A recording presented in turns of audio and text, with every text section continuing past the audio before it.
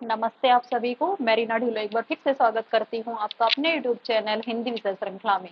तो भाई आज मैं आपके लिए लेकर उपस्थित हुई हमारा शोध से संबंधित सारा डेटा, क्योंकि यहाँ से हमारा 2 नंबर का अवश्य पूछा जाता है हमेशा हर बार।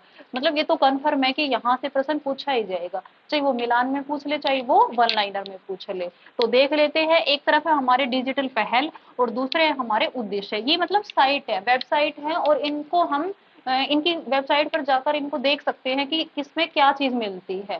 ठीक है, तो साइट पर जाकर आप देखेंगे तो आपके लिए बहुत ज्यादा फायदेमंद रहेगा, क्योंकि वहां पर बहुत सारी चीजें मेंशन कर रखी है। परंतु यहाँ शॉर्ट फॉर्म में मैं आपके सामने लेकर आई हूँ कि किसके अंतर्गत क्या चीज आती है। तो सबसे पहले देख लेते हैं शोध गंगोत्री। शोध गंगोत्री का क्या काम है? भारतीय विश्वविद्यालयों में शोध विषयों के संक्षेप की मेजबानी करता है। शोध विषयों की जब हम रिसर्च करते हैं तो जो हमारा शोध विषय होता है, थीसिस होता है, उसको हम इस पर अपलोड कर देते हैं। अब जैसे मेरे पास जो ज्ञान है मैं यूट्यूब के माध्यम से आपके पास पहुंचा रही हूँ, तो ये शोध गंगोत्री एक मीडियम है। जो बच्चा थीसिस लिखता है अपने थीसिस को इसके माध्यम से अनेक लोगों तक पहुंचा सकता है, और बहुत ज्यादा संख्या में लोग उससे लाभान्वित हो सकते हैं।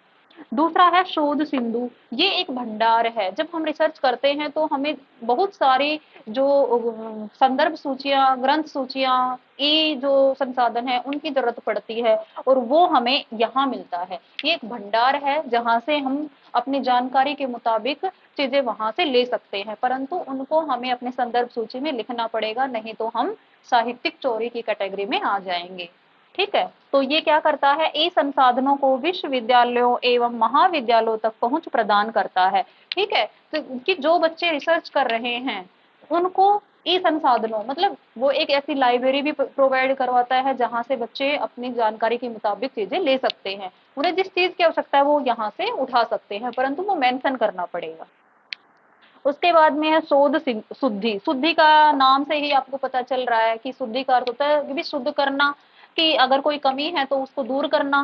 तो मान लीजिए कि भाई हमने कोई चीज कहीं से उठाई है, ठीक है, किसी लेखक द्वारा लिखी गई है या पहले जिसने रिसर्च किया है उसके थीसिस में से हमने चीजें उठाई हैं, तो वो शोध शुद्धि पकड़ जाती है।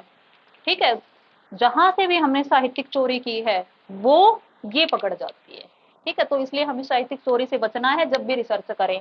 तो देख लेते हैं क्या होता है इसमें। अकादमिक लेखों की मौलिकता को सुनिश्चित करने के लिए, मौलिकता वास्तविकता को सुनिश्चित करने के उद्देश्य हेतु साहित्यिक चोरी की रोकथाम के लिए पहल। ठीक है, कि भाई कोई साहित्यिक चोरी ना कर सके उसके लिए ये पहल की गई शोध शुद्धि के रूप में। तुरंत पता चल जाता है कि ये चीज आपने वहां से उठाई है। जब भी आप अपना रिसर्च लिखें उसमें कहीं से कोई चीज उठा रहे, भाई कोई अखबार में से आपने चीज ली है तो वहां आप उस अखबार की डेट को डालेंगे, और जिस अखबार से आपने उठाया उसका नाम डालेंगे, या किसी पुस्तक से आपने कोई चीज उठाई है तो लेखक का नाम, पुस्तक का नाम, प्रकाशन वर्ष, ये चीज हम डालेंगे अपनी संदर्भ सूची में। उसके बाद में है FOSSEE।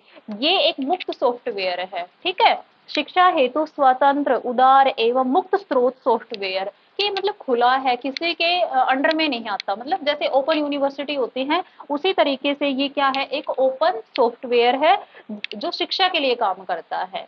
तो ये तीनों और एक शोध चक्र, ये चारों हमारे यूजीसी के अंतर्गत आते हैं। और शोध चक्र का भी मैं आपको बता देती हूँ उसमें क्या होता है। शोध चक्र के अंतर्गत जब हम रिसर्च करते हैं तो उसमें हमारी क्या जर्नी रही है।